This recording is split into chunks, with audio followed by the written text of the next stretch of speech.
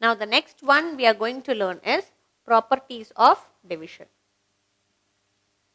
Okay. So the very first property is it is the reverse of multiplication. So what do you understand through this point, children? It means that it is just the opposite of multiplication.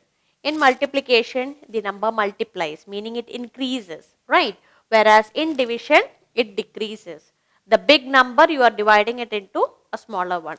Whereas in multiplication, the smaller number you multiply and make it into bigger one.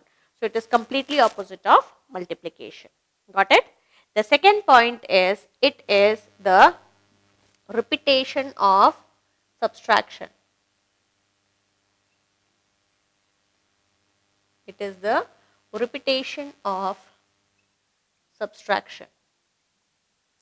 As I told you earlier that for a small number, I can do the subtraction and I can find out the result. Whereas if it is going to be a big one, I cannot keep on subtracting the number again and again, right? So using division, it is easy for me to find the answer rather than going for subtraction. Clear? The next one says that dividing the number by 1. Dividing by 1. So, whenever I divide a number, say for example, I divide 50 divided by 1. So, it will give me the answer 50 itself. Right? So, which means that dividing by 1, the answer or quotient will be same as that of a dividend. Okay? Meaning the answer obtained and the question will be same when you divide the number by 1. Okay? The next one is dividing a number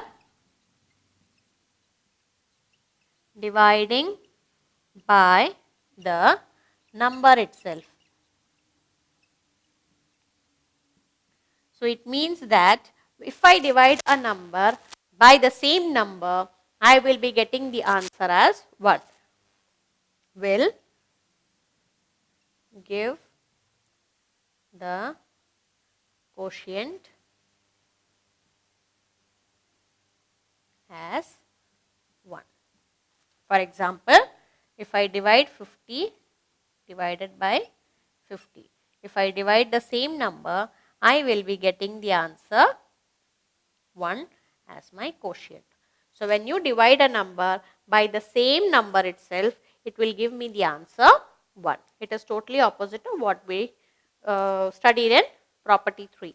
Property 3, if I am dividing the number by 1, I will be getting the number itself as my quotient. Whereas in this case, if I divide the number by the number itself, I will be getting the answer 1 as my quotient. Okay. The next rule says that any number divided by 0 is 0. Suppose for example, if I divide 50 divided by 0, my answer will be 0 because 0 into 50 is 0. Anything multiplied by 0 is 0 itself, right? So similarly, if you divide anything by 0, it will give me the answer is 0. It is not possible to divide a number by 0. Okay. So anything divided by 0 is 0. So these are the basic properties of division.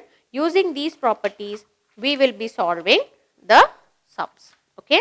So again in division, we have got two methods. One is where we have remainder as nothing, that is 0, and it is possible when the number is completely divisible by the divisor. And the second method is you carry forward a remainder. When the number is not completely divisible, you have a remainder factor. So we will just try to solve few of them to understand the terms better. Shall we proceed?